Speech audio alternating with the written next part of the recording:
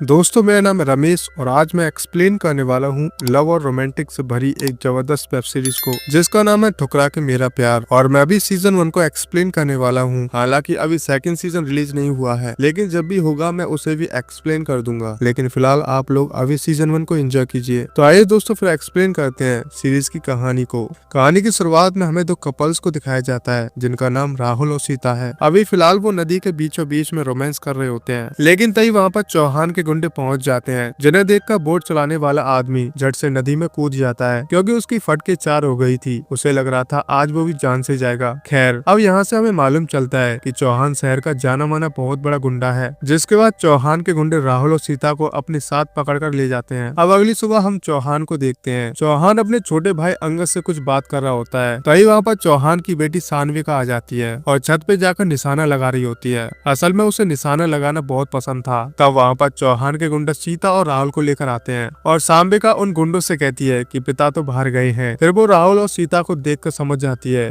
कि वह दोनों एक दूसरे से बहुत प्यार करते हैं, जिन्हें गुंडों ने जबरदस्ती पकड़ लिया है। सानविका पूछती है कि क्या तुम दोनों एक दूसरे से सच्चा प्यार करती हो। तभी सानविका राहुल को बंदूक देती है और कहती है कि अगर तुम प्यार करती हो तो उसके लिए खुद को गोली मार लो। तब राहुल खुद को गोली मारता है पर उसे गोली नहीं लगती और वो बच जाता है। फिर सीता की बारी आती है, लेकिन वो तो मना कर देती है कि मैं तो बस राहुल के साथ टाइम पास कर रही थी, कोई प्यार व्यार नहीं है। यह सुनकर राहुल का तो दिल ही टूट जाता है। फिर सानविका उन गुंडों से कहकर उन दोनों को घर छुड़वा देती है और खुद कॉलेज के लिए निकल जाती है। असल में सानविका को भी ज्यादा प्यार व्यार पर भरोसा नहीं था। अब यहाँ से सीन चेंज होता है और हम अरविंद को देखते हैं जो कि अपनी साइकिल से कॉलेज जा रहा होता है। तभी बीच रास्ते में अरविंद को उसके पिता मिल जाते हैं। उसके पिता उससे समझाते हैं कि तुम पढ़ाई पर ध्यान दिया करो, जिसके बाद अरविंद वापस कॉलेज के लिए निकल जाता है। दूसरे सीन में हम चौहान को देखते हैं जो कि अपने भाई के साथ गाड़ी से कहीं जा रहा होता है। उसी वक्त उनके सामने से सीएम की गाड़ी आती है, जिसके बाद दोनों ही अपनी अपनी गाड़ी ब्रिज पर रोक लेते हैं। उसी समय पर एक पुलिस वाला चौहान के पास आकर उससे कहता है कि तुम अपनी गाड़ी पीछे करो, पहले यहाँ से सीएम साहब की गाड़ी जाएगी। यह सुनकर चौहान उस ऑफिसर से कहता है कि तुम अपने सीएम का नाम तो बताओ, जिस पर वो ऑफिसर कहता है कि सीएम का नाम दद्दू है। तब चौहान अपने भाई अंगद से कहता है कि जरा दद्दू को कॉल तो मिलाओ। अब अंगद दद्दू को कॉल करके कहता है कि तुम्हें चौहान बुला रहे हैं। यह सुनकर दद्दू जल्दी से गाड़ी से उतरकर चौहान के पास आकर खड़ा हो जाता है। तब अंगद दद्दू से कहता है कि तुम शायद चौहान साहब के पैर छूना तो भूल ही गए, जिस पर दद्दू तुरंत चौहान साहब के पैर छूता है। फिर चौहान दद्दू से कहता है कि तुम भूल तो नहीं गए कि तुम्हारे पिता हमारे यहाँ पानी भरते थे और अब तुम इस स्टेट के सीएम बन चुके हो, लेकिन हवा में उड़ने की जरूरत नहीं है। यहाँ हमें समझ आता है कि चौहान काफी ज्यादा पावरफुल इंसान है, जिसके आगे सीएम की भी नहीं चलती। फिर चौहान के कहने पर ना चाहते हुए भी दद्दू को अपनी गाड़ी पीछे करनी पड़ती है। तभी चौहान के जाते दद्दू अपने ऑफिसर से कहता है कि एक दिन मैं इस चौहान से जरूर अपने अपमान का बदला लूंगा।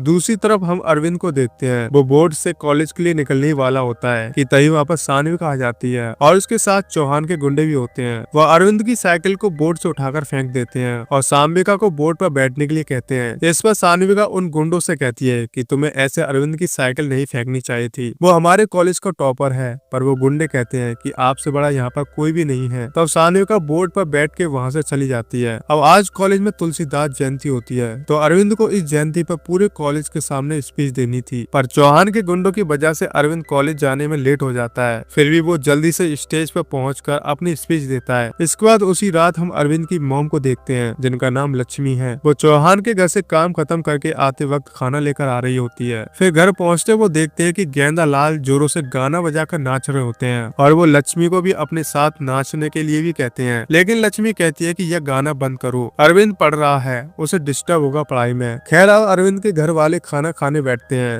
तब अरविंद की बहन कहती है कि मैं चौहान के घर का खाना नहीं खाऊंगी क्योंकि उसके गुंडे ने मेरे भाई की साइकिल तोड़ दी है। और हमें पता चलता है कि बहन का नाम सिमी है। फिर अगले दिन हम अरविंद को देखते हैं। वो कॉलेज से छूटने के बाद देखता है कि चौहान के गुंडे उसकी साइकिल चोरी करके ले जा रहे हैं। तभी अरविंद उनका पीछा करते हुए उनके पीछे पीछे जाने लगता है, लेकिन उस समय सानविका अरविंद को रोक कर उससे कहती है कि तुम उनके पीछे मत जाओ और मेरे साथ चलो। जिसके बाद सानविका अरविंद को एक नई साइकिल गिफ्ट करते हुए कहती है कि आज से ये साइकिल तुम्हारी है, लेकिन अरविंद साइकिल लेने से मना कर देता है। पर फिर भी सानविका जबरदस्ती अरविंद को साइकिल दे देती है। इधर रात के समय दुबे अपनी बेटी के जन्मदिन पर लड़कों को नचाता है, जहाँ गेंदालाल साड़ी पहनकर नाचता है। तब वहाँ पर चौहान का छोटा भाई पुष्कर भी आ जाता है और गेंदालाल के साथ नाचने लगता है। फिर घर जाने के बाद गेंदालाल नाच के पैसे गिन रहा होता है और वह अरविंद से कहता है कि तुम्हारी कॉलेज की फीस इकट्ठा हो गई है, जिससे अरविंद इमोशनल हो जाता है। अब अगले दिन वकील चौहान के घर आता है, जहाँ चौहान ने अपने भाई को बंद करके रखा था क्योंकि उसका भाई थोड़ी उल्टी खोपड़ी का है। वही अरविंद और उसके दोस्त कॉलेज जा रहे होते हैं। तब अरविंद का दोस्त श्याम उससे उसकी साइकिल ले लेता है और कहता है कि यह साइकिल कल रात के नाच के पैसों से खरीदी होगी। यह सुनकर अरविंद को बहुत गुस्सा आता है और वो श्याम को नीचे गिरा देता है और फिर ये आपस में लड़ने लगते हैं। तभी श्याम का दोस्त भी कुछ गुंडे बुला लेता है, लेकिन वापस सानविका आ जाती है और वो उन गुंडों को वहाँ से भगा देती है और खुद भी वहाँ से चली जाती है। इस पर अरविंद का दोस्त साहिल कहता है कि तुम्हें उसे थैंक यू बोलना चाहिए था। तब अरविंद कॉलेज जाकर थैंक यू का लेटर लिखता है और साहिल को वो लेटर सानविका को देने के लिए कहता है। तब साहिल जाकर सानविका को लेटर देता है, लेकिन सानविका लेटर को फाड़ देती है और कहती है कि अरविंद को मेरे पास बुलाओ। तब साहिल अरविंद को बुलाता है। यहाँ अरविंद सानविका को थैंक यू कहकर जाने लगता है, लेकिन सानविका अरविंद को रोकती है और कहती है कि अच्छे से थैंक यू बोलो। जिस पर अरविंद कहता है कि तुम बहुत ही अच्छी लड़की हो और फिर वो वहाँ से चला जाता है। फिर घर जाते समय सानविका अरविंद को रोकती है और कहती है कि मैं तुमसे फ्रेंडशिप करना चाहती हूँ। जिस पर अरविंद मना करके जाने लगता है, लेकिन तब सानविका कहती है कि मैं तुमसे दोस्ती तो करके ही रहूंगी। और रात के समय कुछ लोग बियर पी रहे होते हैं और कहते हैं कि शायद सानविका अरविंद से प्यार करने लगी है। फिर हम अरविंद को देखते हैं जो कि क्रिकेट खेल रहा होता है। तो वहाँ पर साहिल आ जाता है और कहता है कि तुम सानविका से दोस्ती कर लो। जिस पर अरविंद कहता है कि नहीं, मैं दोस्ती नहीं कर सकता। तो साहिल कहता है कि तुम उसे मना कर दो, लेकिन अरविंद कहता है नहीं, वो चौहान की बेटी है, वो किसी की भी नहीं सुनेगी। खैर अगली सुबह सानविका अरविंद को देख रही होती है, जिस पर सानविका को उसके सर कहते हैं कि तुम सोच क्या रही हो। तब सानविका कहती है कि सर पढ़ाई तो सब करते हैं, पर अरविंद ही टॉप क्यों करता है। जिस पर उसके सर कहते हैं कि वो बहुत ही डेडिकेट लड़का है और ये बात सानविका को बहुत अच्छी लगती है। फिर लंच के समय सानविका अरविंद से कहती है कि मैं तुमसे प्यार करने लगी हूँ और 1 घंटे बाद तुम मुझे अपना जवाब लाइब्रेरी में आकर देना, मैं वही तुम्हारा इंतजार करूंगी। फिर सानविका लाइब्रेरी में अरविंद का इंतजार कर रही होती है, पर वो वहाँ पर नहीं आता। फिर कॉलेज के बाद सानविका रोड पर अरविंद का इंतजार करने लगती है। तब वहाँ से अरविंद जाने लगता है, पर सानविका को देखकर वो दूसरे रास्ते से चला जाता है। इधर चौहान खाना खा रहा होता है कि तभी वहाँ पर पुष्कर अपनी बंदूक लेकर आता है और अंगद को मोबाइल देकर बंदूक के साथ फोटो खींचने के लिए कहता है। जिस पर चौहान कहता है ये बंदूक लेकर तुम कहाँ जा रहे हो। तब पुष्कर कहता है कि इंजीनियर ने 2.5 करोड़ का कॉन्ट्रैक्ट नहीं दिया, इसलिए मैं उसे मारने जा रहा हूँ। चौहान कहता है कि मैं इंजीनियर से बात कर लूंगा, तुम कुछ मत करना, क्योंकि हर चीज धमकी से नहीं होती,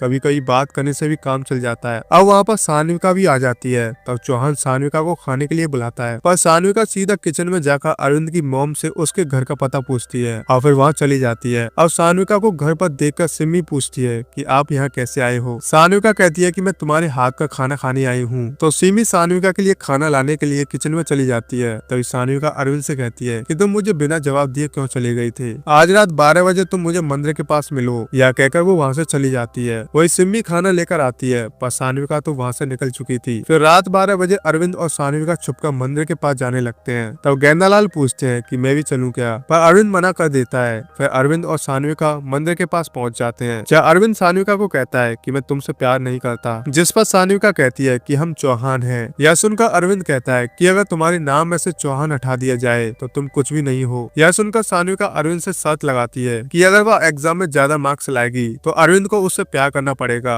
और अगर वह अरविंद से ज्यादा मार्क्स नहीं ला पाई तो वह उसका पीछा छोड़ देगी। खैर अब अगले दिन सानविका कॉलेज लाइब्रेरी में पढ़ रही होती है कि तभी वहाँ पर अरविंद आता है, लेकिन वह सानविका को देखकर वहाँ से चला जाता है। जिस पर सानविका भी वापस जाने लगती है कि तभी लाइब्रेरी का सर कहता है कि अरविंद तो बहुत ही अनलक्की है, वह क्या आपसे ज्यादा मार्क्स लाएगा। यह सुनकर सानविका को बहुत ही गुस्सा आता है और वह अपने सर से कहती है कि अगर आपने अरविंद के बारे में कुछ भी कहा तो मुझसे बुरा कोई नहीं होगा। इतना कहकर वह वहाँ से चली जाती है। अब क्लास में अरविंद टेंशन में बैठा होता है, पर साहिल उसे समझाता है कि सानविका टॉप नहीं कर पाएगी। जिस पर अरविंद कहता है कि मुझे सानविका के टॉप करने से नहीं बल्कि उसके डेडिकेशन से चिंता हो रही है, पता नहीं वो क्या कर डाले। फिर हम देखते हैं कि सानविका घर आती है और अपने पिता से कहती है कि मुझे इस बार टॉप करना है। तब वहाँ पर पुष्कर भी आता है और वो सानविका से सेमेस्टर की स्पेलिंग पूछ लेता है। जिस पर भूषण नाम का पुलिस वाला उस पर हंसने लगता है क्योंकि सानविका को वो नहीं आता था। तब सानविका कहती है कि वो इस बार टॉप करके रहेगी। और रात के समय अरविंद को पढ़ते समय सानविका की याद आ रही होती है कि तभी वहाँ पर उसकी बहन आ जाती है और कहती है कि तुम किसकी याद में खोए हो। तब अरविंद अपनी बहन पर गुस्सा करके उसे वहाँ से भगा देता है। फिर अरविंद साहिल को अपनी बात बताता है, जिस पर साहिल कहता है कि वो कभी टॉप नहीं कर पाएगी, तुम फालतू की टेंशन मत लो। खैर फिर कुछ दिन बाद उनके पेपर स्टार्ट हो जाते हैं और उनके पेपर का रिजल्ट भी आ जाता है, जहाँ सानविका ने इस बार पूरे कॉलेज में टॉप किया था। इसलिए अरविंद सानविका से बचने के लिए रामपाल के खेत में छुपा होता है और कॉलेज भी नहीं जा रहा होता। इधर सानविका अरविंद को हर जगह ढूंढ रही होती है और उसके घर भी जाती है, पर अरविंद वहाँ पर नहीं मिलता। था। यहाँ तक कि अरविंद के घर वालों को भी पता नहीं था कि अरविंद कहाँ पर है। अब एक दिन सान्विका साहिल को रोक कर अरविंद को कॉल लगाने के लिए कहती है। तो अरविंद साहिल को बता देता है कि वह कहाँ पर छुपा है और सान्विका को भी अरविंद का पता चल जाता है कि अरविंद रामपाल के खेत में छुपा है। तो वह साहिल का फोन लेकर वहाँ से चली जाती है और साहिल से कहती भी है कि अगर तुमने किसी के फोन से भी कॉल करके अरविंद को कुछ बताया तो मैं तुम्हें बहुत मारूंगी। इतना कहकर सान्विका अरविंद को ढूंढने निकल जाती है। तभी उसके जाने के बाद साहिल एक लड़के का फोन लेकर अरविंद को बता देता है कि सान्विका वहाँ आ रही है। पर अरविंद जैसे ही वहाँ से निकलने लगता है तो वहाँ पर सान्विका आ जाती है और अरविंद को किस कर लेती है। यह अब अरविंद भी सान्विका के प्यार में पड़ गया था और फिर वह दोनों बहुत सारा वक्त एक दूसरे के साथ बिताना शुरू कर देते हैं। फिर एक दिन अरविंद बहुत खुश होता है तो उसकी बहन उससे पूछती है कि कौन है वो जिससे आप प्यार करते हो। तो अरविंद बता देता है कि वह सान्विका है। साथ ही वह कहता है कि यह बात किसी और को पता नहीं चलनी चाहिए। फिर रात के समय अरविंद साहिल के पास जाता है। तब साहिल कहता है कि तू मेरे से 5 दिन से नहीं मिला, जिससे अरविंद साहिल की बात का जवाब दिए बिना ही सान्विका से बात करने लगता है। यानी वो तो प्यार में पागल हो गया था और यह बात साहिल को भी अच्छी नहीं लगती। खैर अगली सुबह अरविंद क्लास में बैठा होता है कि तभी वहाँ पर सान्विका आती है और क्लास का डोर लॉक करके अरविंद के पास बैठ जाती है। जिस पर अरविंद कहता है कि सान्विका जी यह क्लास है, हम यहाँ कुछ भी नहीं कर सकते क्योंकि यह विद्या का मंदिर है। यह सुनकर सान्विका अरविंद को वहाँ से ले जाती है। फिर वहाँ से ये दोनों मंदिर के लिए चले जाते हैं जहाँ सान्विका अरविंद को बताती है कि मैंने टॉप बेईमानी से किया था क्योंकि मुझे पता था कि मैं टॉप कभी नहीं कर पाऊंगी, लेकिन मुझे तुमसे कैसे भी दोस्ती करनी थी। यह सुनकर अरविंद भी उससे कुछ नहीं कह पाता। उधर दूसरी तरफ कॉलेज शुरू हो जाता है और एक सर अरविंद को क्लास में ढूंढने लगते हैं पर अरविंद तो वहाँ होता ही नहीं। तो श्याम खड़ा होकर कहता है कि एक नहीं सर 2 बच्चे एब्सेंट हैं, अरविंद और सान्विका, और यह वही लड़का होता है जो अरविंद से उसकी साइकिल के लिए लड़ रहा था। तो यह सुनकर उसके सर उसे क्लास से बाहर निकाल देते हैं और उसके पीछे उसके दोस्त भी जाने लगते हैं। तो उनके सर पूछते हैं कि तुम कहाँ जा रहे हो, जिस पर वह कहते हैं सर जहाँ हमारा दोस्त होगा हम वहीं जाएंगे। खैर अगले दिन अरविंद और सान्विका कॉलेज जाने से पहले रामपाल के खेत में जाते हैं, जहाँ पर अरविंद कहता है कि हम 12 बजे तक कॉलेज के लिए निकल जाएंगे और श्याम भी वहीं पर होता है। तो उनके जाने के कुछ देर बाद श्याम पुष्कर को लेकर रामपाल के खेत में पहुंच जाता है, जहाँ पर सान्विका अरविंद को छुपने के लिए कहती है पर पुष्कर उसे पकड़ लेता है और चौहान के गुंडे गेंदा लाल को भी पकड़ लेते हैं। फिर चौहान के गुंडे अरविंद, उसके पिता और उसकी माँ को चौहान के घर लाते हैं और सान्विका से पूछते हैं कि क्या तुम इससे प्यार करती हो, जिस पर सान्विका कहती है कि नहीं,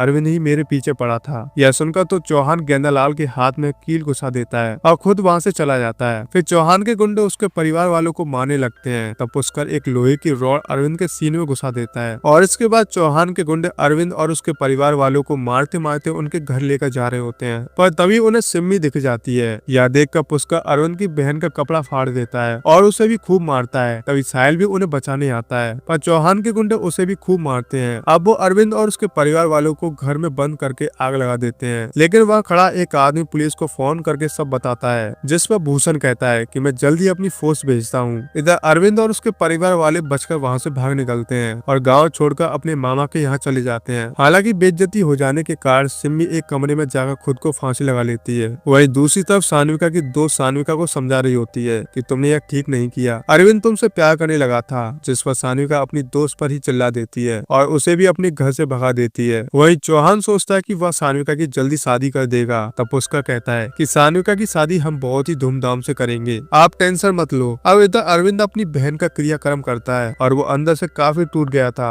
इसके कुछ दिन बाद अरविंद के मामा अरविंद को रिक्शा चलाना सिखा देते हैं और अपने मालिक से कहकर उसे एक रिक्शा भी दिला देते हैं। अब यहाँ से सीन शिफ्ट होता है जहाँ दद्दू अरविंद के घर पर आए हुए थे। यहाँ सभी लोग उस पर बहुत ही गुस्सा होते हैं कि सीएम होने के बाद भी उसने कुछ नहीं किया। यह सुनकर दद्दू कहता है कि वह चौहान को मिट्टी में मिला देगा और फिर वो वहाँ से गुस्से में चला जाता है। इधर हम चौहान को देखते हैं जिसे उसका वकील बता रहा होता है कि दद्दू ने उसे मिट्टी में मिलाने की बात की है, जिस पर चौहान कहता है कि सीएम बनने के बाद उसके कुछ ज्यादा ही पंख निकल आए हैं, उसका भी इंतजाम करना होगा। फिर चौहान भूषण से सान्विका के लिए लड़का ढूंढने के लिए कहता है और यह बात सान्विका को पता चल जाती है। तब वो अपने दोस्त को घर बुलाकर सारी बात बताती है, जिस पर उसकी दोस्त कहती है कि अब उसके पास कोई चारा नहीं है, उसे शादी करनी ही पड़ेगी क्योंकि लड़की की एक गलती उसके पैरों में जंजीर बांध देती है। और यह सोचकर सान्विका को भी टेंशन हो जाती है। वही दूसरी तरफ अरविंद रिक्शा चलाने लगता है और फिर एक दिन एक लड़की उसके रिक्शा में बैठने आ रही होती है कि तभी कुछ बाइक वाले उसे धक्का देकर निकल जाते हैं। तो अरविंद रिक्शा से बाहर आकर उस लड़की की मदद करता है और उसे पता चलता है कि वह लड़की भी उसी कॉलेज में जाती है जहाँ पर अरविंद पढ़ता था। अब अरविंद पूछता है कि आप यूपीएससी की तैयारी कर रही हो क्या, जिस पर वह लड़की कहती है कि हाँ, उसे आईएएस बनना है। तो अरविंद कहता है कि आप आईएएस जरूर बन जाओगी। हालांकि अरविंद उसका नाम नहीं पूछता था। फिर वो लड़की पूछती है कि क्या तुम भी पढ़ाई करती हो या नहीं। तो अरविंद कहता है कि हाँ, वह भी उसी कॉलेज में पढ़ता था जिसमें आप पढ़ रही हो। यह सुनकर लड़की पूछती है कि तुमने पढ़ाई क्यों छोड़ दी। अरविंद कहता है कि किस्मत की वजह से मुझे पढ़ाई छोड़नी पड़ी। तब पैसे देते समय वह लड़की अरविंद से कहती है कि कभी कभी किस्मत को भी मेहनत से बदलना पड़ता है, और यह बात अरविंद के दिमाग में ट्रिगर कर जाती है। यह अरविंद ठान लेता है कि वह भी अब IAS बनकर रहेगा, तभी वह अपने परिवार का चौहान से बदला ले पाएगा। अब तक कहानी में हम देख चुके थे कि सानिका ने कुलदीप को धोखा दे दिया था, साथ ही उसके घर वालों ने कुलदीप के घर वालों को पीट कर गाँव से भगा दिया था, साथ ही उसकी बहन ने फांसी लगाकर आत्महत्या कर ली थी। जिसके बाद कुलदीप अपने घर का पेट पालने के लिए रिक्शा चलाने लगा था। और एक दिन कुलदीप की मुलाकात एक लड़की से हुई थी जिसका नाम था प्रेरणा, और उसी के जरिए कुलदीप को IAS के बारे में पता चला था, और वो ठान लेता है कि वो अब IAS बनकर रहेगा। खैर ये थी 1 से 7 एपिसोड्स की कहानी। तो एपिसोड 8 की शुरुआत में हमें कुलदीप को दिखाया जाता है जो कि एक IAS ऑफिसर के घर के बाहर जाकर देखता है कि आखिर वह कैसे रहते होंगे, और वहाँ के शानो शौकत को देखकर कुलदीप भी इंस्पायर हो जाता है कि हाँ वो भी अब IAS बनकर रहेगा। पर कुलदीप को यह नहीं पता था कि एग्जाम निकालने के लिए क्या क्या पढ़ना होता है और क्या क्वालिफिकेशन लगती है। तो रात को कुलदीप अपने मौसी के लड़के राजा के पास होता है, जहाँ वो बताता है कि मैंने आज IAS का बंगला देखा था और वह किसी राजा से कम नहीं लग रहा था। तब राजा कहता है कि देखो भाई, वह IAS है, कोई छोटा मोटा आदमी नहीं, उसके लिए तो बहुत पढ़ना पड़ता है। या नेता लोग तो 5 साल में बदल जाते हैं, पर एक IAS पूरी जिंदगी राज करता है। जो बात कुलदीप को काफी अच्छी लगती है। इसके बाद कुलदीप दोबारा अपने रिक्शा चलाने वाले काम पर निकल जाता है, और फिर जब वह वापस आता है तो वह घर पर एक चिट्ठी आई होती है। वो चिट्ठी उसकी मौसी ने भेजी थी, जिसमें लिखा था कि कुलदीप बेटा, तुम अपनी पढ़ाई मत छोड़ना, हम तुम्हें हर महीने पैसे भेजते रहेंगे। यहाँ हमें यही पता चलता है कि कुलदीप के पिता का दिमागी संतुलन अब एकदम बिगड़ चुका है, उन्हें ठीक से कुछ भी याद नहीं रहता।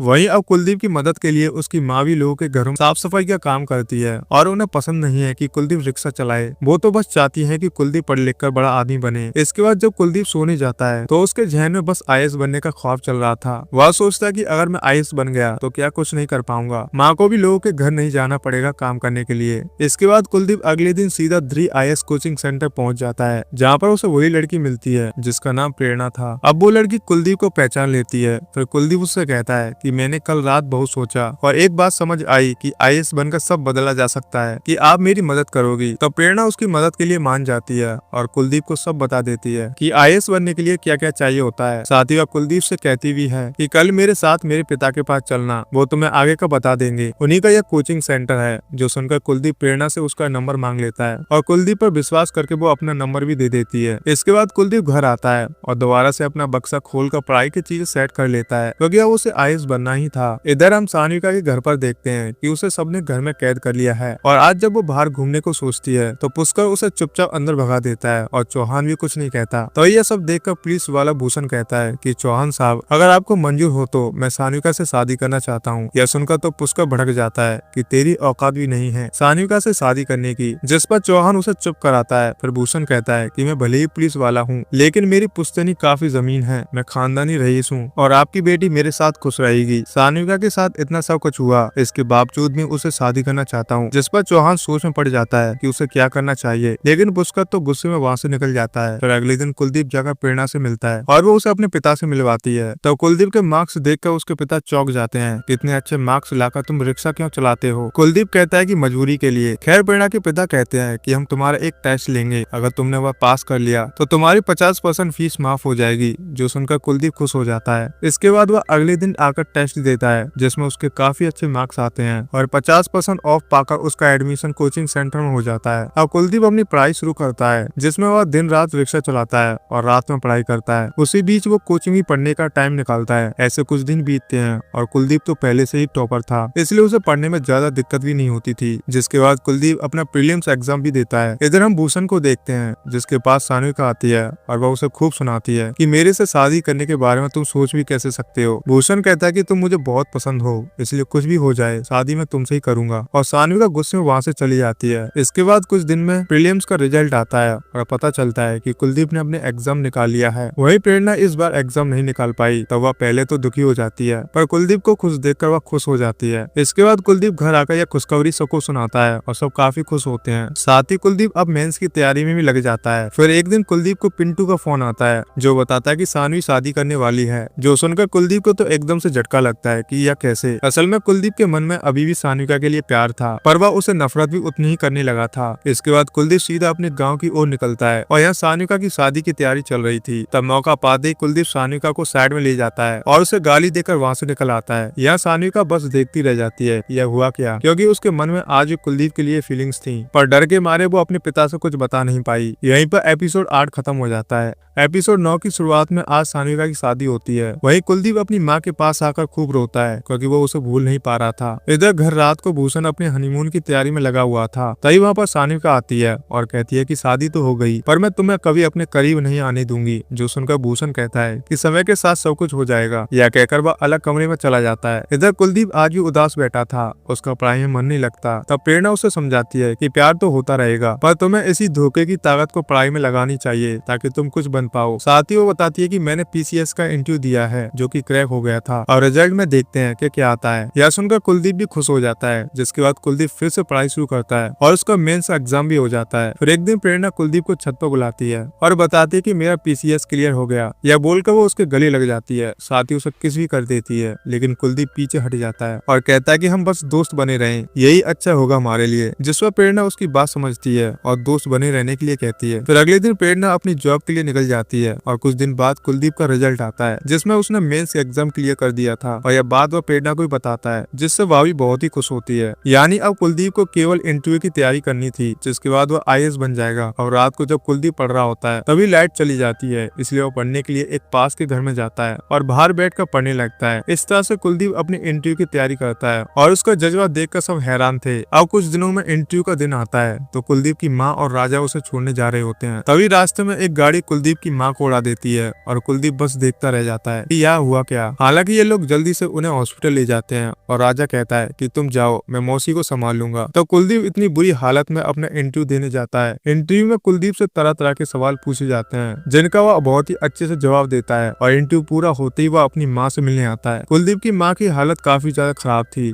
तब कुलदीप अपनी माँ को इंटरव्यू के बारे में बताता है, लेकिन नर्स कहती है कि माँ बस सुन सकती है, कुछ बोल नहीं सकती क्योंकि वह तो कोमा में है। यह सुनकर तो कुलदीप के पैरों के नीचे जमीन खिसक जाती है कि आज जब मैं अपनी मंजिल के इतना करीब पहुंचने वाला हूं तो यह क्या हो गया। यहीं पर एपिसोड 9 खत्म हो जाता है, जिसके बाद एपिसोड 10 की शुरुआत में कुलदीप इसी सदमे के साथ बाहर आता है कि माँ कोमा में है और वो अपने पिता को देखकर फूट फूट कर रोने लगता है, जो कि उसके पिता समझ नहीं पाते कि हुआ क्या। इसके बाद वो भी अपनी बीवी को उठाने की काफी कोशिश करते हैं, जो कि काफी इमोशनल सीन था। हालांकि अगले दिन कुलदीप अपनी माँ का ख्याल रखने लगता है और उसे अब किसी भी चीज की फिक्र नहीं थी सिवाय अपनी माँ के। फिर एक दिन कुलदीप का भाई राजा आकर बताता है कि आज तुम्हारा रिजल्ट है, जाओ देखने। तब बिना मन के कुलदीप अपना रिजल्ट देखने जाता है और यहाँ सानिका और भूषण जब नाश्ता कर रहे होते हैं तभी न्यूज पे बताते हैं कि किसी कुलदीप कुमार ने यूपीएससी में टॉप किया है, जो सुनकर सानिका हैरान हो जाती है। वहीं कुलदीप जाकर ये खुशखबरी अपनी माँ को सुनाता है। तब कुलदीप की माँ भी रोने लगती है, पर वह कुछ बोल नहीं पा रही थी। इन्हीं सब के बीच उनकी सांसें उखड़ती हैं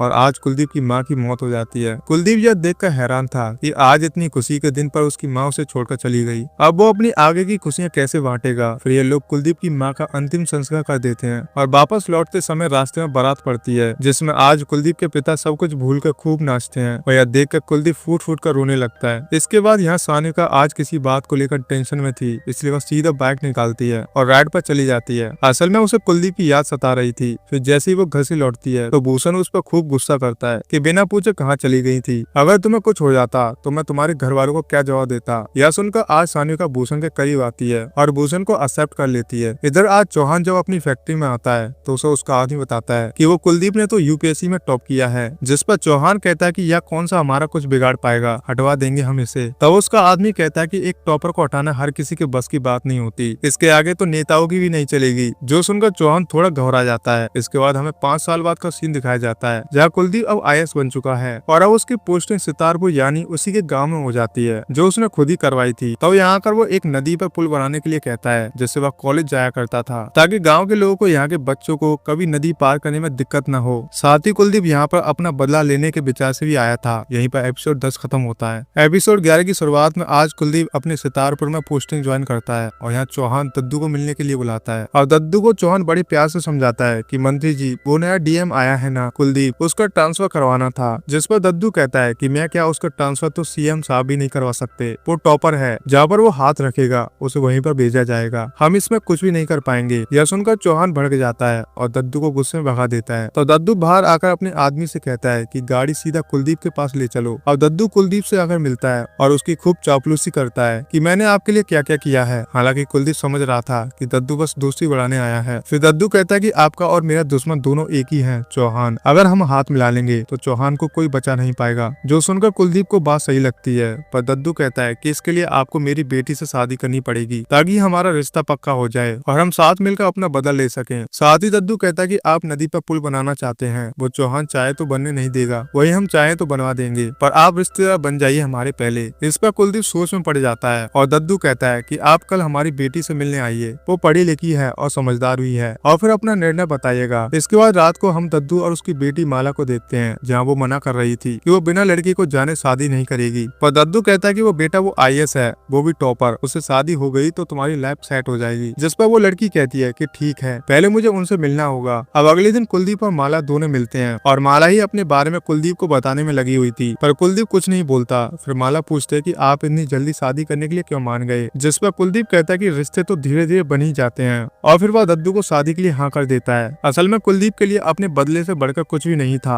वही माला भी शायद अब शादी के लिए मान गई थी। इधर सान्विका जब काम कर रही थी तभी उस पर उसकी सहेली का फोन आता है, जो बताती है कि कुलदीप दद्दू की बेटी से शादी करने वाला है। यह सुनकर सान्विका उदास हो जाती है, क्योंकि वह आज भी कुलदीप को भुला नहीं पाई थी। फिर वो भूषण के गले लगकर खूब रोती है और भूषण कुछ भी नहीं समझ पाता। इधर आज राजा उससे पूछता है कि शादी की इतनी जल्दी क्या थी, जिस पर कुलदीप कहता है कि मैंने जो सोचा है वह सही सोचा है, और राजा भी कुछ बोल नहीं पाता। वही हम कुलदीप के पिता को देखते हैं, जिनकी हालत एकदम खराब थी और कुलदीप का स्टाफ उनकी सेवा करता था। फिर राजा कहता है कि अब यहाँ पर हम आ गए हैं तो क्यों ना हो उस पुराने घर को सही करवा लेते हैं, जिसे चौहान के आदमी ने जला दिया था। इस पर कुलदीप कहता है कि आप चाहे कुछ भी कर लो, पर उस घर को हाथ मत लगाना, वह तभी सही होगा जब मेरा बदला पूरा होगा। यह सुनकर राजा को भी कंफर्म हो गया था कि कुलदीप अपना बदला लेने के लिए आया है। इधर दद्दू और उसका आदमी साथ में शराब पी रहे होते हैं, तो दद्दू कहता है कि यार हम पुल तो बनवा देंगे कुलदीप के लिए, लेकिन इतना काफी नहीं है, हमें कुलदीप को और भी बड़ा गिफ्ट देना है अपनी बेटी के साथ शादी करने के लिए। फिर दद्दू को एक आइडिया आता है और वह हंसने लगता है कि अब मजा आएगा। फिर अगले दिन हम एक आदमी को देखते हैं जो नदी पार करने के लिए नाव में बैठता है और फिर उस नाव में हथियार से छेद कर देता है। फिर मौका पाकर वो वहाँ से निकल लेता है और नाव में 15 से 16 लोग आगे बढ़ जाते हैं। तभी एक आदमी फोन करके किसी को कहता है कि आपका काम पूरा हो गया। फिर जब कुलदीप अपना काम कर रहा था तब उसका PA आकर बताता है कि सर एक हादसा हुआ है जिसमें 15 लोग नदी में डूब कर मारे गए। इस पर कुलदीप जल्दी से वहाँ पहुँचता है और जगह का मुहाना करता है। वही चौहान भी यह सब देखने आया था, लेकिन कुलदीप को देखकर वो वहीं पर रुक जाता है और पुष्कर से कहता है कि यह कुलदीप यहाँ आया है और यह कांड हो गया, इससे हम भी मुसीबत में पड़ सकते हैं। तो चौहान कहता है कि अपने वकील को कहो कि सारी तैयारी कर ले, या DM कुछ न कुछ तो जरूर करेगा। और उसी समय कुलदीप चौहान को घूर रहा होता है, यानी अब वह उसे नहीं छोड़ेगा। और इसी के साथ यहाँ पर 11 एपिसोड खत्म हो जाता है। अब 12वें एपिसोड की शुरुआत होती है, जिसके बाद कुलदीप घाट पर आता है और चौहान के सारे घाट पर पाबंदी लगा देता है, यानी इस जिले के जितने भी घाट चौहान के हाथ में थे वह सारे घाट अब चौहान के हाथों से जा चुके हैं। जिसके बाद एक पुलिस वाला चौहान के घर जाता है चौहान से पूछताछ करने के लिए, लेकिन चौहान अपने भाई के साथ घर से गायब हो गया था। फिर हम चौहान उसके भाई को देख पाते हैं जो बात कर रहे थे कि कुलदीप यहाँ पर इनसे बदला लेने के लिए आया है, वह जरूर कुछ बड़ा प्लान करने वाला है। लेकिन चौहान कहता है कि अगर कुलदीप ज्यादा उड़ने की कोशिश करेगा तो फिर उसका इलाज मैं करूंगा, यानी शायद यह कुलदीप को मारने के बारे में सोच रहे हैं। और यहाँ चौहान के पास एक वकील था जो हर बार चौहान को पुलिस वालों से बचाता रहता था। इसी वकील की वजह से पुलिस वालों ने चौहान को गिरफ्तार नहीं किया था। खैर कुलदीप द्वारा उसी घाट में जाता है और एक नया ब्रिज बनाने की घोषणा कर देता है, जिस वजह से गाँव वाले काफी खुश होते हैं कि यहाँ पर एक दुर्घटना हुई और DM साहब ने एक नया ब्रिज बनाने का फैसला कर दिया। खैर यहाँ पर कुलदीप पुलिस ऑफिसर भूषण को देख पाता है, जो कि अब सान्विका का पति था, और यह पुलिस वाला घर जाकर सान्विका को बताता है कि कुलदीप ने एक नया ब्रिज बनाने की घोषणा की है। लेकिन सान्विका पूछती है कि पता चला कि गाँव वालों के डूबने से मौत कैसे हुई। तब ऑफिसर भूषण कहता है कि शायद नाव खराब हो गई और उस पर पानी चला गया, जिस वजह से वह डूब कर मर गए। मतलब अभी तक इनको नहीं पता कि नाव कैसे डूबी। खैर अब ऑफिसर भूषण को DM की ड्यूटी में लगा दिया जाता है, लेकिन ऑफिसर भूषण यह काम करने से मना कर देता है। लेकिन उसके मना करने से क्या होगा, क्योंकि सीनियर ऑफिसर ने भूषण को ऑर्डर दे दिया था कि जाओ और DM की ड्यूटी करो, वरना तुम्हें नौकरी से निकाल दिया जाएगा। जिसके बाद हम माला को देख पाते हैं जो अपनी माँ से कहती है कि सब कुछ इतनी जल्दी क्यों हो रहा है, कुलदीप तो मुझे अच्छे से जानता भी नहीं, लेकिन फिर भी वह शादी करने के लिए तैयार क्यों हो गया। जब हम बात कर रहे थे तब कुलदीप ने मुझसे कोई सवाल नहीं पूछा, तो उस लड़के को चाहिए क्या। बेसिकली माला कुलदीप को लेकर थोड़ी सी कंफ्यूज थी। खैर आगे मंत्री दद्दू प्रसाद को देख पाते हैं जो कि चौहान के घर जा रहे थे अपनी बेटी माला की शादी का इनविटेशन देने के लिए। लेकिन तभी मंत्री दद्दू प्रसाद का आदमी पूछता है कि सर आप चौहान के घर क्यों जा रहे हो, वो तो आपकी बेइज्जती ही करता रहता है। तब मंत्री जी कहते हैं कि मैं उनके घर इसलिए जा रहा हूँ ताकि उनकी बिगड़ी हुई शक्ल देख पाऊँ। अब मंत्री चौहान के घर पहुँच चुके थे और चौहान से मिलते ही चिकनी चुपड़ी बातें करके अपनी बेटी का इनविटेशन दे देते हैं। लेकिन चौहान कहता है कि अब तो डीएम साहब आपके दामाद बनने वाले हैं, तो क्या आप उनसे कह सकते हैं कि वह हमारे रास्ते से दूर हट जाएं। तब मंत्री जी कहते हैं कि अरे वह मेरी बात कहाँ सुनेगा, वो तो पढ़ा लिखा टॉपर आदमी है और मैं कहाँ अंगूठा छाप, लेकिन मैं आपकी बात उसके पास जरूर पहुँचा दूंगा। इतना कहकर मंत्री जी यहाँ से निकल जाते हैं। जिसके बाद हम कुलदीप और माला की शादी को देख पाते हैं, जो काफी धूमधाम से मनाई जा रही थी। और अब चौहान अपने भाई के साथ इस शादी में आता है, लेकिन तब चौहान देखता है कि उसका दामाद यानी पुलिस वाला भूषण यहाँ पर कुलदीप की ड्यूटी कर रहा है और ऑब्वियसली यह देखकर चौहान काफी बेइज्जती फील करता है। खैर चौहान कुलदीप से मिलता है, तब कुलदीप कहता है कि आपका बहुत बहुत शुक्रिया, आप ही की वजह से आज मैं यहाँ तक पहुँच पाया हूँ और आप ही के लिए मैं वापस आया हूँ। और फिर कुलदीप चौहान के मुंह के सामने चौहान के दामाद यानी पुलिस ऑफिसर भूषण को कहता है कि जाओ जाकर ड्रिंक्स का इंतजाम करो। और यह देखकर दोबारा से चौहान को काफी बेइज्जती फील होती है और तब छोटे चौहान कुलदीप के पास आते हैं और कुलदीप को धमकी देकर कहते हैं कि आप जो यह कर रहे हैं नाया बिल्कुल ठीक नहीं है। तब कुलदीप कहता है कि अभी तक तो मैंने कुछ गलत करना शुरू भी नहीं किया और तुम जरा अपनी औकात में रहकर बात करो, अभी तो बस मैंने शुरू ही किया है। मतलब कुलदीप फिलहाल बदला लेने के मूड में था। खैर चौहान जब शादी से निकल रहा था तब मीडिया वाले यहाँ पर आते हैं और सब कुछ रिकॉर्ड करने लग जाते हैं और यह सब कुछ घर बैठकर देख रही थी सान्विका। वो देख पा रही थी कि उसके पिताजी की हालत कैसी हो गई है। वहीं हम कुलदीप और माला को देख पाते हैं, जब माला कुलदीप से कहती है कि आपके पास्ट के बारे में मुझे पता चल गया, लेकिन आपने मेरे पास्ट के बारे में कुछ नहीं पूछा। तब कुलदीप कहता है कि इस रिश्ते को आगे बढ़ाने के लिए मुझे थोड़ा सा समय चाहिए। तब माला कहते हैं कि आपने तो खुद के फायदे के लिए शादी कर ली, लेकिन अब मेरा क्या, मुझे क्या चाहिए, या तो किसी ने पूछा ही नहीं। लेकिन फिर दोबारा कुलदीप कहता है कि मुझे बस थोड़ा वक्त दो। लेकिन अब माला को ऐसा लग रहा था कि बस उसका इस्तेमाल किया जा रहा है, शादी तो बस एक बहाना है। तो अब दूसरे दिन कुलदीप अपने ससुर जी यानी मंत्री दद्दू प्रसाद को कॉल करके कहता है कि आप जरा अपनी बेटी से बात कीजिए, वह थोड़ी सी नाराज है। तो मंत्री जी कहते हैं कि अरे उसकी चिंता करने की कोई जरूरत नहीं, हमारे जंग के बीच में वो सिपाही है, आप बस अपने बदले को याद कीजिए, क्या किया था आपकी बहन के साथ उन्होंने। यानी मंत्री दद्दू प्रसाद को अपनी बेटी की कोई परवाह नहीं थी, उल्टा या तो कुलदीप को उकसा रहा था कि आप अपने बदले को याद रखिए। लेकिन फिर भी कुलदीप कहता है कि हमारे जंग के बीच में आपकी बेटी नहीं आनी चाहिए। और अब चौहान का बुरा समय शुरू हो गया था, क्योंकि कुलदीप और मंत्री जी ने मिलकर चौहान के सारे फैक्ट्रीज को सील करना शुरू कर दिया था। झूठे इल्जाम वगैरह लगा के चौहान के सारे अड्डों को बंद कर दिया गया। अब ऐसे में चौहान सबसे पहले मंत्री दद्दू प्रसाद को कॉल करता है, लेकिन मंत्री दद्दू प्रसाद कॉल नहीं उठाता। खैर चौहान जी कुलदीप को फोन करते हैं, लेकिन कुलदीप कहता है कि वह काफी बिजी है और वह अभी बात नहीं कर सकता। ऐसे में चौहान जी को बहुत ही ज्यादा गुस्सा आता है और वह अपने छोटे भाई से कहते हैं कि जाओ कुलदीप को खत्म कर दो। उधर हम सान्विका को देख पाते हैं, जो कि मंदिर गई हुई थी और तभी कुलदीप की गाड़ी यहीं से गुजरती है और कुलदीप बहुत समय बाद सान्विका से आंखें मिला पाता है और यहीं पर 12वां एपिसोड खत्म होता है। अब 13वें एपिसोड की शुरुआत में हम देख पाते हैं छोटे चौहान को, जो कि जंगलों के बीच किसी गुंडे से मिलने के लिए आते हैं। इसका नाम है गौरी। तो छोटे चौहान इस गौरी को कुलदीप को मारने का ऑर्डर दे देता है। उधर हम ऑफिसर भूषण को देख पाते हैं, जो सान्विका से कहता है कि कुलदीप अब चौहान के नाक में दम करके बैठा है और चौहानों के सारे अड्डों को बंद कर रहा है। तब सान्विका कहती है कि वह तो बदला लेने के लिए आया है, तो वह तो ये सब कुछ करेगा ही ना। लेकिन ऑफिसर भूषण कहता है कि बदला तो ठीक है, लेकिन कहीं कुछ गलत ना हो जाए, तुम एक बार कुलदीप से बात करो और उसको समझाओ कि वह ऐसे पंगा ना ले। लेकिन सान्विका कुलदीप से बात करने के लिए साफ मना कर देती है। जिसके बाद हम कुलदीप के भैया राजा भैया को देख पाते हैं, जो दोबारा अपने शहर दिल्ली वापस आ रहे थे। कुलदीप राजा भैया से कहता है कि आप यहीं पर रुक जाते, मैं यहीं पर आपका कोई काम लगवा देता। लेकिन राजा भैया वापस अपने शहर जाकर वहीं पर मेहनत करके वहीं पर रहना चाहते थे। तो कुलदीप राजा भैया को गाड़ी में बैठाकर विदा कर देता है। जिसके बाद कुलदीप अपने ऑफिस चला आता है। यहाँ पर कुलदीप को मालूम चलता है कि घाट के पास बिना परमिशन के रेत की सप्लाई हो रही है। तो अब कुलदीप अपनी गाड़ी निकालकर घाट की तरफ जाता है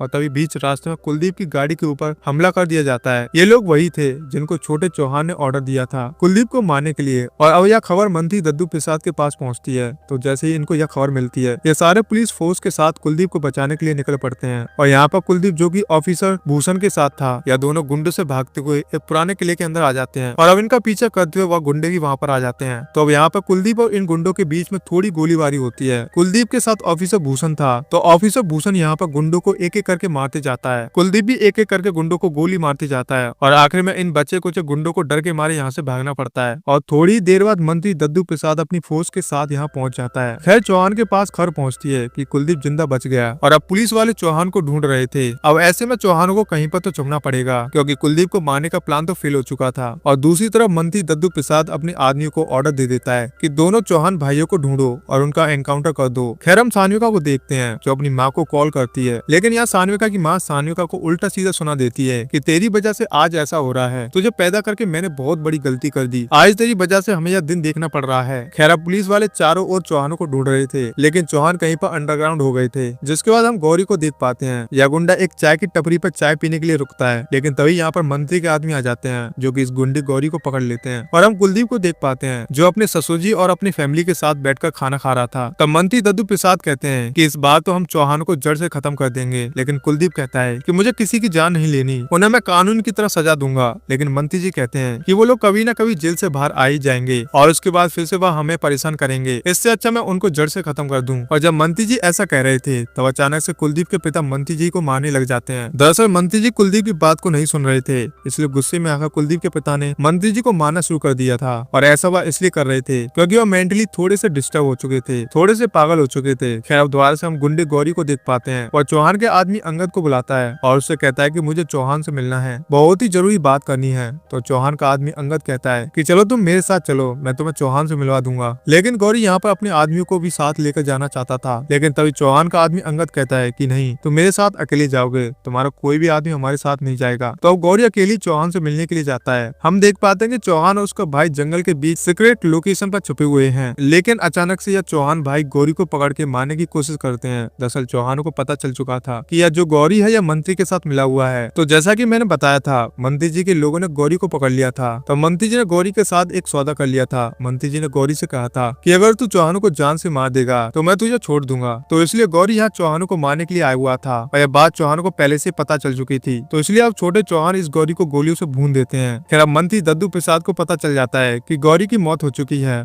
और इसका प्लान भी फेल हो चुका है। जिसके बाद हम माला को देख पाते हैं जो कुलदीप से कहती है कि क्या तुम चौहान के घर पर रेड मारने के लिए जा रहे हो, क्या यह सब कुछ करना जरूरी है। तो कुलदीप कहता है कि उसी घर में हमें मारा पीटा गया था और अब मैं उस घर की एक एक सुई भी उठा लूंगा। जिसके बाद कुलदीप चौहानों के घर पहुंच जाता है और उनके सारे पैसे, सारे सोने, सारे गहने सब कुछ जब्त कर लेता है। और जब कुलदीप यहाँ से निकल रहा होता है तभी यहाँ पर सान्विका आती है। सान्विका अपने घर के हालातों को देखने के लिए आई थी और तब कुलदीप अपने आदमी से कहता है कि ध्यान रखना, इस घर में एक सुई भी नहीं छूटनी चाहिए। और फिर कुलदीप सान्विका को एक रिवेंज वाला लुक देकर यहाँ से निकल जाता है और इसी के साथ यहाँ पर 15वां एपिसोड खत्म हो जाता है। जिसके बाद 16वें एपिसोड की शुरुआत होती है जिसमें हम दद्दू प्रसाद को देखते हैं जिसे एक खबर मिलती है कि चौहानों ने अपने आप को पुलिस के सामने सरेंडर कर दिया है। और इस खबर को सुनकर दद्दू प्रसाद बिल्कुल भी खुश नहीं था। उसका मानना था कि जेल के अंदर दोनों चौहान भाइयों को टॉर्चर किया जाए। जिसके आगे हम देखते हैं कि चौहानों को जेल के अंदर भेज दिया जाता है और रात के वक्त चौहान को प्यास लगती है और वो एक कांस्टेबल को पानी लाने के लिए बोलता है, जिस पर वो कांस्टेबल एक गंदे से बर्तन में पानी लेकर आता है। मगर चौहान को काफी ज्यादा प्यास लगी थी और मजबूरी में उसे वो पानी पीना पड़ता है। चौहान को यहाँ पर अपनी गलतियों का एहसास होता है और इसलिए उन्हें यह दिन देखना पड़ रहा है। अगर उन्होंने कुलदीप और सान्विका को उसी दिन माफ कर दिया होता तो आज यह दिन इनको देखना न पड़ता। मतलब चौहान को अपनी गलतियों का एहसास हो चुका था। लेकिन इस पर छोटा चौहान पुष्कर कहता है कि नहीं भैया, हमने जो किया बिल्कुल सही किया है। लेकिन फिर चौहान कहते हैं कि जब मैं जेल से निकलूंगा तब मैं कुलदीप और उसके पिता के पास जाकर माफी मांग लूंगा। खैर जब ये बातें चली रही थी तभी एक कांस्टेबल इनके सेल में आता है और छोटे चौहान यानी कि पुष्कर को इस वाले सेल से निकालकर किसी दूसरे सेल में ले जाया जाता है। मतलब दोनों चौहान भाइयों को अलग कर दिया जाता है। इसके बाद हम ऑफिसर दुष्यंत को देख पाते हैं जिसे कुलदीप ने अपने घर पे पार्टी के लिए इनवाइट किया था और दुष्यंत इस पार्टी में जाना तो नहीं चाहता था, लेकिन यह कुलदीप का ऑर्डर था कि दुष्यंत को पार्टी में आना ही पड़ेगा, वो भी अपनी पत्नी सान्विका को लेकर। तो अब दुष्यंत यह बात अपनी पत्नी सान्विका को बताता है तो सान्विका कहती है कि ठीक है ना, कोई बात नहीं, हम चलेंगे उसकी पार्टी में। लेकिन अब दूसरी तरफ हम चौहान को देख पाते हैं जिनके सेल में एक कांस्टेबल आता है और यह कांस्टेबल पानी की बाल्टी को दूसरे पानी की बाल्टी से बदल देता है। अब ऐसा उसने क्यों किया ये बात हमें आगे पता चलेगी। खैर हम दुष्यंत और सान्विका को देख पाते हैं जो कि कुलदीप के पार्टी में जाते हैं, जहाँ पर कुलदीप पूरे टाइम सान्विका की तरफ घूरे जा रहा था। तब सान्विका कुलदीप की पत्नी माला से मिलने के लिए जाती है और माला से कहती है कि ध्यान रखो अपने पति का, वो मुझे अभी तक भूल नहीं पाया है। तब माला इस पर कहती है कि तुम उसे भूल जाओ तो वह भी तुम्हें भूल जाएगा। अब अगली सुबह पता चलता है कि चौहान की मौत हो चुकी है। मतलब सेल के अंदर बैठे बैठे उनकी मौत हो चुकी है और उनकी डेड बॉडी के पास दूसरे वाला पानी का बाल्टी रखा हुआ था। इसका मतलब शायद वह पानी उन्होंने पी लिया था और उस पानी में जहर था जिस वजह से उनकी मौत हो गई। लेकिन सबको ऐसा लगता है कि हार्ट अटैक की वजह से उनकी मौत हुई है। इसके बाद हम अंगद को देख पाते हैं जो पुलिस वालों को बहुत सारा पैसा खिलाता है और छोटे चौहान पुष्कर को जेल से बाहर निकालता है। लेकिन चौहान के मरने के बाद छोटे चौहान काफी ज्यादा गुस्से में थे और अब्बा एक एक बात का बदला कुलदीप से लेना चाहता था और यह भी पूरे बदले के मूड में था। जिसके बाद हम कुलदीप को देख पाते हैं जो कि चौहान के मरने के बाद थोड़ी सी चिंता में था। तब दद्दू प्रसाद कुलदीप से कहता है कि आप चिंता मत कीजिए कि चौहान ने बहुत पाप किए थे, इसी वजह से उनकी मौत हो गई और अब एक एक करके सबकी जान जाएगी। और इतना सुनने के बाद हम समझ पाते हैं कि शायद बड़े चौहान की मौत के पीछे मंत्री दद्दू प्रसाद का ये हाथ था। और हम दुष्यंत दुष्यंत को देख पाते हैं, जो कुलदीप के पास आकर अपना इस्तीफा दे देता है। मतलब वह अपनी नौकरी से रिजाइन कर रहा था क्योंकि बड़े चौहान की मौत हो चुकी है और अब दुष्यंत इसी जगह पर रहकर काम नहीं कर सकता। तो कुलदीप दुष्यंत से कहता है कि तुम चिंता मत करो, तुम्हें नौकरी छोड़ने की जरूरत नहीं है, तुम दूसरे वाले पुलिस स्टेशन में जाओ और वहाँ पे अपना काम करो। मतलब यहाँ पर कुलदीप दुष्यंत के ऊपर दया दिखा रहा था, लेकिन कुलदीप जब घर वापस आता है तब वो काफी चिंता में था और तभी उसकी पत्नी माला उसे खाना खाने के लिए बुलाती है। लेकिन उस वक्त कुलदीप काफी रूडली कहता है कि मुझे खाना नहीं खाना और तुम यहाँ से चली जाओ। और इस रूडली बिहेवियर की वजह से माला कुलदीप से नाराज हो जाती है और यह सब कुलदीप के पिताजी भी देख रहे थे। तो कुलदीप के पिता कुलदीप को समझाते हैं कि देखो बेटा, माला बहुत अच्छी लड़की है,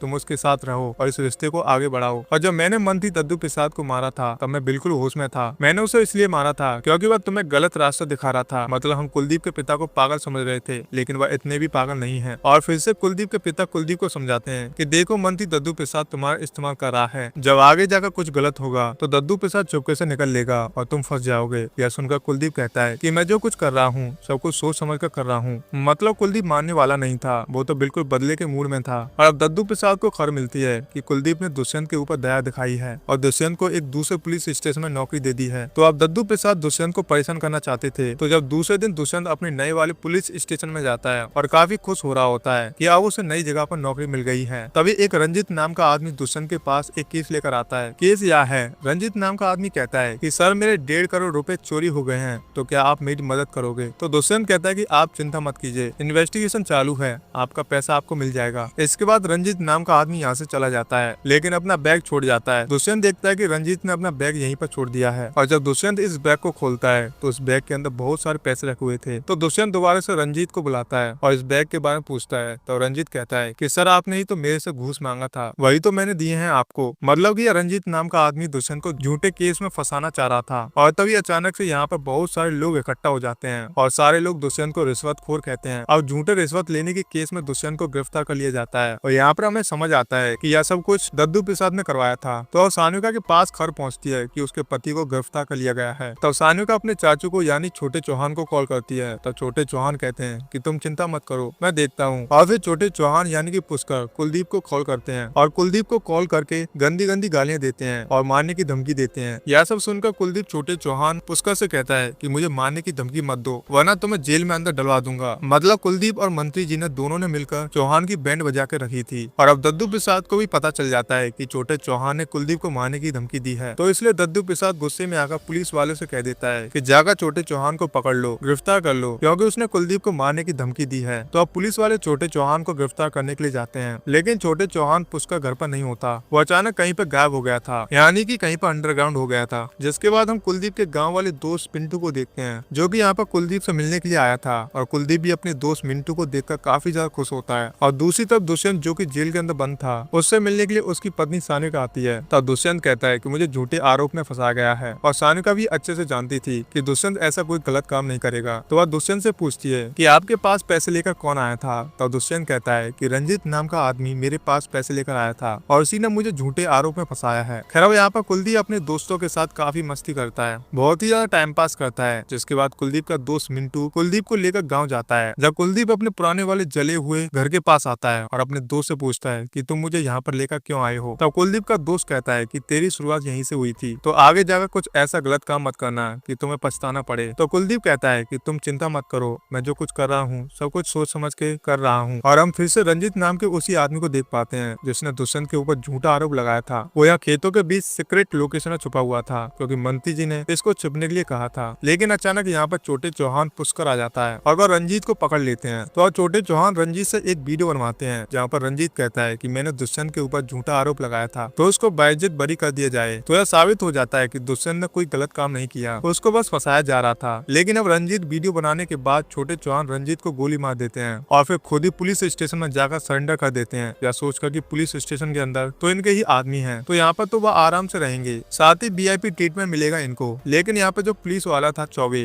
वो छोटे चौहान के पैरों में गोली मार देता है और कहता है कि मैंने अब पार्टी बदल ली है, तुम्हारे दिन खत्म हो चुके हैं। इसका मतलब चौहान के आदमी ने चौहान को ही धोखा दे दिया था। और जब खबर कुलदीप को मिलती है तो कुलदीप काफी खुश होता है कि छोटे चौहान के पैर में गोली लगी है और वह लंगड़ा कर चल रहा है। लेकिन यह खबर कुलदीप के पिताजी भी सुन रहे थे, जो कि दोबारा से गुस्सा हो जाते हैं और मंत्री दद्दू प्रसाद को मारने लगते हैं, क्योंकि मंत्री दद्दू प्रसाद दोबारा से कुलदीप को गलत काम करने के लिए उकसा रहा था। खैर, हम छोटे चौहान पुष्कर को देख पाते हैं, जिनको को हॉस्पिटल में ले जाया जाता है, जहाँ पर सान्विका उससे मिलने के लिए आती है। छोटे चौहान सान्विका से कहते हैं कि देखो अब सिर्फ तुम ही बची हो, तुम डरना मत, डट कर लड़ाई करना। और दूसरी तरफ दद्दू प्रसाद को यह समझ आ जाता है कि अब सिर्फ सान्विका बची है और जल्दी से जल्दी सान्विका का भी कोई इंतजाम करना पड़ेगा, वरना वो भी कभी न कभी इनको परेशान जरूर करेगी। खैर अब रंजीत नाम के आदमी ने यह कबूल कर लिया था कि दुष्यंत को झूठे आरोप में फंसाया गया था, इसलिए अब दुष्यंत को रिहा कर दिया जाता है। तो दुष्यंत अपने घर वापस लौटता है। तभी उसे खबर मिलती है कि कुछ लोग यहाँ पर उसे मारने के लिए आने वाले हैं। तो अब अंगद दुष्यंत से कहता है कि चलो मैं आपको अपने गाँव लेकर चलता हूँ, वहाँ पर आप सुरक्षित रहोगे।